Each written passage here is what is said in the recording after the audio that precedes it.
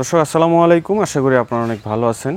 তো এই গ্রীষ্ম এবং বর্ষা এই দুইটার সময়ের মাঝামাঝি টাইমে আপনারা যারা মরিচ চাষ করতে চাচ্ছেন এবং যারা অলরেডি শুরু করে দিয়েছেন, তো তাদের উদ্দেশ্যে আমার হাতে একটা জিনিস দেখতে পাচ্ছেন, এটা হচ্ছে মালচিং কাটার। এটা কিন্তু আমাদের আধুনিক কৃষিতে যারা অগ্রগামী কৃষক তাদের জন্য এটা কিন্তু একটা পরিচিত জিনিস। কারণ এই মালচিং কাটার ছাড়া তো আমরা মালচিংটা কাটতে পারবো না এবং চারাও রোপণ করতে পারবো না।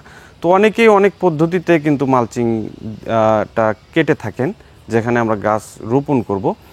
প্রত্যেকটা ফসলের কিন্তু আলাদা আলাদাভাবে দূরত্ব রয়েছে। মরিচের ক্ষেত্রে এক ধরনের দূরত্ব রয়েছে, বেগুনের ক্ষেত্রে এক ধরনের দূরত্ব রয়েছে। তো আমাদের কিন্তু এই গ্রীষ্ম এবং বর্ষা এই সময়টাতে কিন্তু আমাদের মরিচ চাষ করতে গেলে গত বছর আমি যে প্রবলেম ফেস করেছি এইটা এই মালচিং কাটারের সাথে রিলেটেড, এবং একটা হিটিং ইস্যু কিন্তু মালচিংয়ের ক্ষেত্রে হচ্ছে, যেটা হচ্ছে গাছের বয়স যখন আমাদের 25 থেকে 30 দিন বয়স হয়, ওই সময়টাতে আমাদের গাছের গোড়া একদম পচে যাচ্ছে, একদম চামড়া কাঠ সহ পচে যাচ্ছে। এটা কোনো ব্যাকটেরিয়া উইল্ড না এবং এটা কোনো গোড়া পচা ছত্রাকজনিত কারণ না, এটা হচ্ছে একটা হিটিং ইস্যু।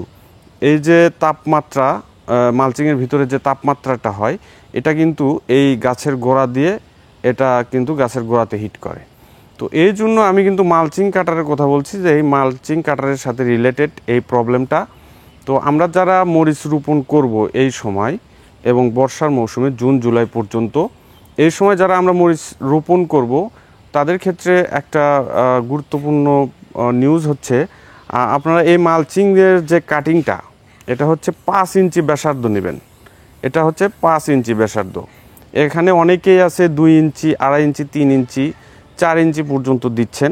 তো আমি আপনাদেরকে বলবো যে এটা 5 ইঞ্চি করবেন। আপনি যে পদ্ধতিই করেন না কেন, আপনি আগুন দিয়ে কাটেন কিংবা আরও অত্যাধুনিক পদ্ধতি রয়েছে, যে পদ্ধতি অবলম্বন করে আপনি মালচিংটা কাটেন না কেন, সেখানে কিন্তু এই 5 ইঞ্চি ধরে আপনারা কাটবেন। তাতে কি হবে, আপনার গাছটা কিন্তু একটা বড় একটা স্পেস পাচ্ছে।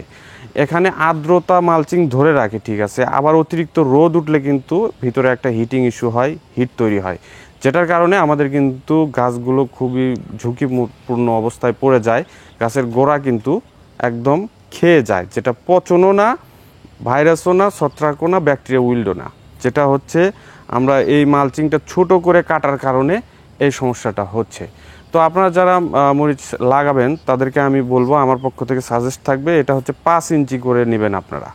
হ্যাঁ, এটা আপনি যদি আমার মতামতটা যদি 100% গ্রহণ নাও করেন, কিছু গাছ আপনি করে দেখতে পারেন যে ভাই যে কথাটা ইনফরমেশনটা দিল এটা কতটুকু বাস্তবসম্মত।